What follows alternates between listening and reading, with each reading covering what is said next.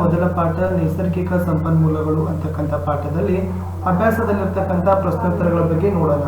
ಈ ಒಂದು ಪಾಠದಲ್ಲಿ ಇರ್ತಕ್ಕಂಥ ಪ್ರಮುಖ ಪ್ರಶ್ನೆಗಳೇನು, ಆಮೇಲೆ ಆ ಪ್ರಶ್ನೆಗಳ ಒಂದು ಸಂಕ್ಷಿಪ್ತವಾಗಿರ್ತಕ್ಕಂಥ ಹಾಗೂ ಒಂದು ಬಹಳಷ್ಟು ಉತ್ತಮ ಗುಣಮಟ್ಟದ ಉತ್ತರಗಳನ್ನು ಈ ವಿಡಿಯೋದಲ್ಲಿ ನೋಡಲಿಕ್ಕೆ ಪ್ರಯತ್ನವನ್ನು ಮಾಡೋಣ.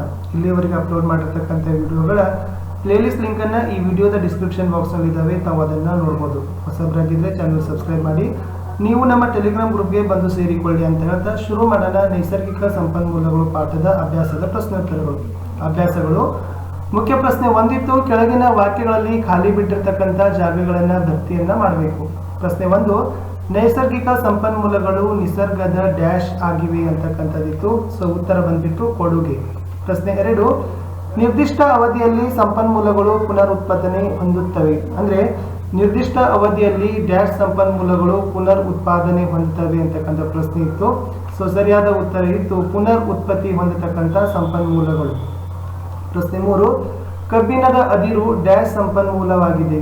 ಹಾಗಾದ್ರೆ ಯಾವ ಸಂಪನ್ಮೂಲದ ಪ್ರಕಾರಕ್ಕೆ ಉದಾಹರಣೆ ಕಬ್ಬಿಣದ ಅದಿರು? ಅಂದ್ರೆ ಅದು ಇತ್ತು ನವೀಕರಿಸಲಾಗದ ಒಂದು ನವೀಕರಿಸಲಾಗದ ಸಂಪನ್ಮೂಲಕ್ಕೆ ಉದಾಹರಣೆ ಕಬ್ಬಿಣದ ಅದಿರು.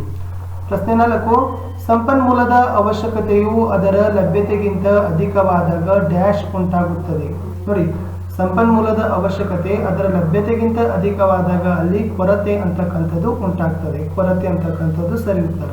ಪ್ರಶ್ನೆ 5, ಮುಂದಿನ ಪೀಳಿಗೆಯವರ ಅವಶ್ಯಕತೆಗಳನ್ನು ಪೂರೈಸಲು ಸಾಧ್ಯವಾಗುವಂಥ ಅಭಿವೃದ್ಧಿ ತಂತ್ರವನ್ನ ಡ್ಯಾಶ್ ಅಭಿವೃದ್ಧಿ ಅಂತ ಕರಿತೀವಿ. ನಮ್ಮ ಮುಂದಿನ ಪೀಳಿಗೆಯವರ ಅವಶ್ಯಕತೆಗಳನ್ನು ಪೂರೈಸಲಿಕ್ಕೆ ಕೆಲವೊಂದಿಷ್ಟು ಅಭಿವೃದ್ಧಿ ತಂತ್ರಗಳನ್ನು ನಾವುಗಳು ಹಮ್ಮಿಕೊಳ್ಬೇಕಾಗತ್ತೆ. ಅದನ್ನ ಯಾವ ಅಭಿವೃದ್ಧಿ ಅಂತ ಕರೀತಾರೆ ಅಂದ್ರೆ ಅದನ್ನ ಸುಸ್ಥಿರ ಅಭಿವೃದ್ಧಿ ಅಂತ ಕರೀತಾರೆ. ಸುಸ್ಥಿರ ಅಂತಕ್ಕಂಥದ್ದು ಸರಿಯಾದ ಉತ್ತರ ಇತ್ತು.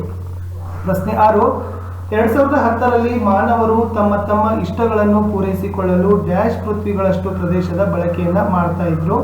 ಸೊ ಸರಿಯಾದ ಉತ್ತರ ಇತ್ತು 2010ರಲ್ಲಿ ಮಾನವರು ತಮ್ಮ ಇಷ್ಟಗಳನ್ನು ಪೂರೈಸಿಕೊಳ್ಳಲು ಪೃಥ್ವಿಯ 1/2 ಭಾಗ ಏನ್ ಮಾಡ್ತಿದ್ರಪ್ಪ ಅಂದ್ರೆ ಪ್ರದೇಶವನ್ನು ಬಳಕೆ ಮಾಡ್ತಾ ಇದ್ರು. 1/2 ಅಂತಕ್ಕಂಥದ್ದು ಸರಿ ಉತ್ತರ.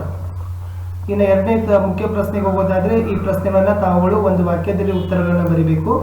ಸೊ ಮೊದಲ ಪ್ರಶ್ನೆ ಇತ್ತು, ನೈಸರ್ಗಿಕ ಸಂಪನ್ಮೂಲಗಳು ಅಂದ್ರೆ ಏನು? ಸೊ ಉತ್ತರ ಏನಪ್ಪಾ ಅಂತಂದ್ರೆ ನೈಸರ್ಗಿಕವಾಗಿ ಲಭ್ಯವಿರ್ತಕ್ಕಂಥ ತಾವಿದ್ದ ಸ್ವರೂಪದಲ್ಲಿಯೇ ಮೌಲ್ಯಯುತ ಎಂದು ಪರಿಗಣಿತವಾಗಿರ್ತಕ್ಕಂಥ ವಸ್ತುಗಳನ್ನ ನೈಸರ್ಗಿಕ ಸಂಪನ್ಮೂಲಗಳು ಅಂತ ಕರೀತಾರೆ. ಪ್ರಶ್ನೆ 2 ಇತ್ತು, ನವೀಕರ ಹೊಂದತಕ್ಕಂಥ 2 ಸಂಪನ್ಮೂಲಗಳಿಗೆ ಉದಾಹರಣೆಗಳನ್ನು ಕೊಡಿ ಅಂತ ಇತ್ತು. ಸೊ ನೀರು, ಭೂಮಿ, ಅರಣ್ಯ, ಗಾಳಿ ಇವೆಲ್ಲವುಗಳು ಕೂಡ ನವೀಕರಣ ಹೊಂದತಕ್ಕಂಥ ಸಂಪನ್ಮೂಲಗಳಿಗೆ ಉದಾಹರಣೆ ಆಗಿದೆ. ಪ್ರಶ್ನೆ 3, ಜೈವಿಕ ಸಂಪನ್ಮೂಲಗಳಿಗೆ 2 ಉದಾಹರಣೆಗಳನ್ನು ಕೊಡಿ ಅಂತ ಹೇಳಿದ್ದಾರೆ. ಸೊ ಸಸ್ಯ ಸಂಪನ್ಮೂಲ ಮತ್ತು ಪ್ರಾಣಿ ಸಂಪನ್ಮೂಲ. ಈ ಸಸ್ಯ ಸಂಪನ್ಮೂಲ ಮತ್ತು ಪ್ರಾಣಿ ಸಂಪನ್ಮೂಲಗಳು ಎರಡೂ ಸಹಿತ ಜೈವಿಕ ಸಂಪನ್ಮೂಲಗಳಿಗೆ ಉದಾಹರಣೆಗಳು ಅಂತ ಹೇಳ್ತೀವಿ.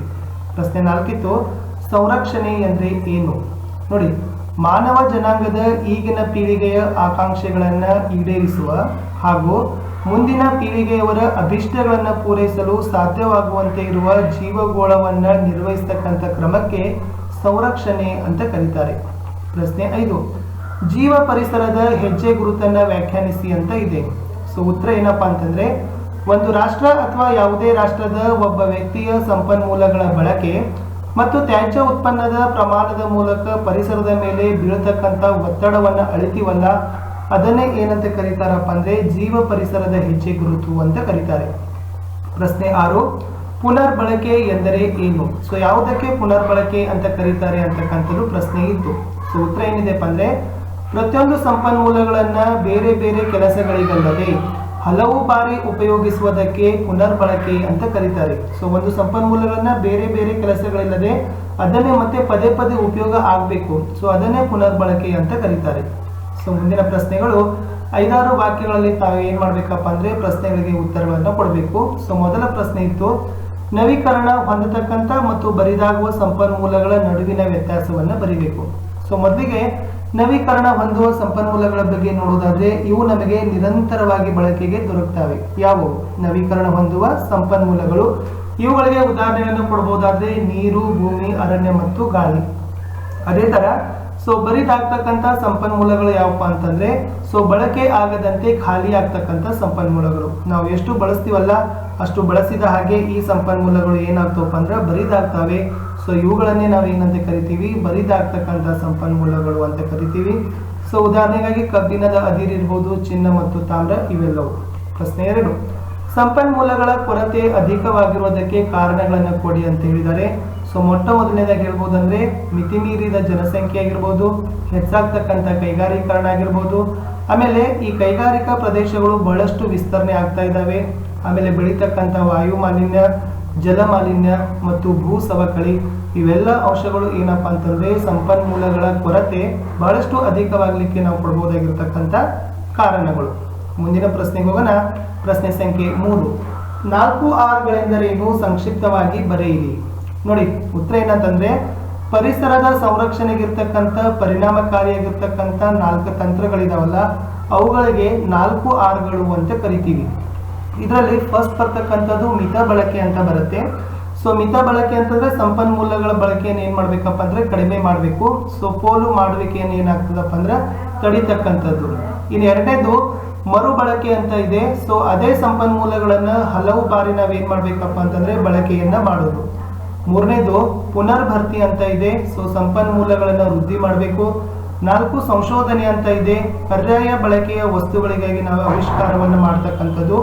ಇವೆಲ್ಲವುಗಳು ಕೂಡ ಸಂಶೋಧನೆಗೆ ಉದಾಹರಣೆಗಳು ಅಂತ ಕರಿತೀವಿ. ಪ್ರಶ್ನೆ 4, ನಿಮ್ಮ ಮನೆ ಮತ್ತು ಶಾಲೆಗಳಲ್ಲಿ ಇಂಧನ ಉಳಿತಾಯಕ್ಕೆ ಯಾವ ಕ್ರಮಗಳನ್ನ ಕೈಗೊಳ್ತೀರಿ ಅಂತ ಕೇಳಿದ್ದಾರೆ. ನಿಮ್ಮ ಮನೆ ಆಗಿರ್ಬೋದು ಮತ್ತು ಶಾಲೆಗಳಲ್ಲಿ ಈ ಇಂಧನ ಉಳಿತಾಯಕ್ಕೆ ಯಾವೆಲ್ಲ ನಾವು ಕ್ರಮಗಳನ್ನ ಕೈಗೊಳ್ಬಹುದು. ಸೊ ಮೊದಲನೇದಾಗಿ ಮಿತ ಬಳಕೆ ಅಂತಕ್ಕಂಥದ್ದನ್ನ ಮಾಡಬೇಕು. ಸೊ ಮಿತವಾಗಿ ಅವುಗಳನ್ನ ಸಾಧ್ಯವಾದಷ್ಟು ಕಡಿಮೆ ಬಳಕೆಯನ್ನ ಮಾಡಬೇಕು. ಎರಡನೇದು ಅವಶ್ಯಕತೆ ಇದ್ದಾಗ ಮಾತ್ರ ಬಳಕೆಗೆ ಕ್ರಮಗಳನ್ನ ಕೈಗೊಳ್ಳಬೇಕು. ನಮಗೆ ಎಷ್ಟು ಅವಶ್ಯಕತೆ ಇದೆಲ್ಲ ಎಸೆನ್ಷಿಯಲ್ ಇದೆಯಲ್ಲ ಅಷ್ಟನ್ನೇ ಮಾತ್ರ ನಾವು ಇಂಧನಗಳನ್ನ ಬಳಸಬೇಕು. ಮೂರನೇದು ಸೊ ನಾವುಗಳು ಮನೆ ಮತ್ತು ಶಾಲೆಗಳಲ್ಲಿ ಓದ್ತಕ್ಕಂಥವ್ರು ನಾವೇನ್ ಮಾಡ್ಬೇಕಪ್ಪ ಅಂತಂದ್ರೆ ಬೇರೆಯವರಿಗೂ ಕೂಡ ಇಂಧನದ ಪ್ರಾಮುಖ್ಯತೆ ಕುರಿತು ಜಾಗೃತಿಯನ್ನ ಅವೇರ್ನೆಸ್ ಅನ್ನ ಮಾಡಬೇಕಾಗಿದೆ. ನಾಲ್ಕನೇದು ಸಾಧ್ಯವಾದಷ್ಟು ನಾವೇನ್ ಮಾಡ್ಬೇಕಪ್ಪ ಅಂತಂದ್ರೆ ಸಾರ್ವಜನಿಕ ಸಾರಿಗೆ ಪಬ್ಲಿಕ್ ಟ್ರಾನ್ಸ್ಪೋರ್ಟ್ಗಳನ್ನ ಬಳಕೆಯನ್ನ ಮಾಡಬೇಕು. ಸೊ ಇವೆಲ್ಲಗಳು ಏನಪ್ಪಾ ಅಂತಂದ್ರೆ ಮನೆ ಮತ್ತು ಶಾಲೆಗಳಲ್ಲಿ ಇಂಧನ ಉಳಿತಾಯಕ್ಕೆ ಇರ್ತಕ್ಕಂಥ ಒಂದು ಕ್ರಮಗಳು ಅಂತ ಹೇಳ್ತೀವಿ. ಸೊ ಕಡೆಯ ಪ್ರಶ್ನೆ ಇತ್ತು, ಜೀವ ಪರಿಸರದ ಹೆಜ್ಜೆ ಗುರುತನ್ನ ಕಡಿಮೆ ಮಾಡಲು ಯಾವ ಕ್ರಮಗಳನ್ನ ಕೈಗೊಳ್ತೀರಿ. ನೋಡಿ ಜೀವ ಪರಿಸರದ ಹೆಜ್ಜೆ ಗುರುತನ್ನ ಕಡಿಮೆ ಮಾಡಲಿಕ್ಕೆ ನಾವೇನ್ ಮಾಡಬಹುದಪ್ಪ ಅಂದ್ರೆ ಒಂದನೇದು ಸಾವಯವವಾಗಿ ಬೆಳೆದಿರ್ತಕ್ಕಂಥ ಆಹಾರ ಪದಾರ್ಥಗಳನ್ನ ಖರೀದಿಯನ್ನ ಮಾಡಬೇಕು. ಎರಡನೇದು ಸಾಧ್ಯವಾದಷ್ಟು ಸಾರ್ವಜನಿಕ ಸಾರಿಗೆಯನ್ನ ಬಳಕೆ ಮಾಡಿ ವೈಯಕ್ತಿಕ ಸಾರಿಗೆಯ ವಾಹನಗಳ ಬಳಕೆಯನ್ನ ಕಡಿಮೆ ಮಾಡಬೇಕು. ಆಮೇಲೆ ಎಷ್ಟು ಪುನರ್ಬಳಕೆಗೆ ಸಾಧ್ಯ ಆಗಿತ್ತಲ್ಲ ಅಷ್ಟು ಪುನರ್ಬಳಕೆಗೆ ಸಾಧ್ಯವಾಗ್ತಕ್ಕಂಥ ವಸ್ತುಗಳನ್ನ ಖರೀದಿಯನ್ನ ಮಾಡಬೇಕು. ಆಮೇಲೆ ಸಂಪನ್ಮೂಲಗಳನ್ನ ಬಹಳಷ್ಟು ಮಿತವಾಗಿ ಬಳಕೆಯನ್ನ ಮಾಡಬೇಕು. ಆಮೇಲೆ ಪುನರ್ಬಳಕೆ ಆಗ್ತಕ್ಕಂಥ ಸಂಪನ್ಮೂಲಗಳ ಕೆಲಸಗಳಲ್ಲಿ ನಾವೇನ್ ಮಾಡಬೇಕಾಗಿದೆ, ಭಾಗಿಯನ್ನ ಆಗ್ಬೇಕಾಗಿದೆ. ಇಷ್ಟಿತ್ತು ಏನಪ್ಪಾ ಅಂತಂದ್ರೆ ಜೀವ ಪರಿಸರದ ಹೆಜ್ಜೆ ಗುರುತನ್ನ ಕಡಿಮೆ ಮಾಡಲಿಕ್ಕೆ ನಾವು ಈ ಕ್ರಮಗಳನ್ನ ಪಾಲಿಸಬೇಕಾಗಿದೆ. ಸೊ ವಿದ್ಯಾರ್ಥಿಗಳೇ, ಇಲ್ಲಿಯವರೆಗೆ ನಾನು ಏನ್ ಮಾಡಿದ್ದೀನಿ ಅಂತಂದ್ರೆ 9ನೇ ತರಗತಿಯ ಸಮಾಜ ವಿಜ್ಞಾನ ವಿಷಯದಲ್ಲಿನ ಅರ್ಥಶಾಸ್ತ್ರ ವಿಭಾಗದ ಮೊದಲ ಪಾಠ ಆಗಿರ್ತಕ್ಕಂಥ ನೈಸರ್ಗಿಕ ಸಂಪನ್ಮೂಲಗಳು ಅಂತಕ್ಕಂಥ ಪಾಠದಲ್ಲಿ ಬರ್ತಕ್ಕಂಥ ಅಭ್ಯಾಸ ಪ್ರಶ್ನೆಗಳ ಬಗ್ಗೆ ಬಹಳಷ್ಟು ಸಂಕ್ಷಿಪ್ತವಾಗಿ ಸರಳವಾಗಿ ಉತ್ತರವನ್ನು ಕಂಡುಕೊಳ್ಳಲಿಕ್ಕೆ ಸೊ ನಿಮಗೆ ಸಹಾಯಕವಾಗಲಂತೆ ನಾನು ವಿಡಿಯೋವನ್ನ ಮಾಡಿದ್ದೀನಿ. ಸೊ ಇಲ್ಲಿಯವರೆಗೆ ನಾನು 8th 9th 10th ಒಂದು ಅಪ್ಲೋಡ್ ಮಾಡಿರ್ತಕ್ಕಂಥ ವಿಡಿಯೋಗಳ ಪ್ಲೇಲಿಸ್ಟ್ ಲಿಂಕ್ ಇದಾವೆ. ಸಮಾಜ ವಿಜ್ಞಾನ ಇದೆ, ಹಿಂದಿ ಇದೆ.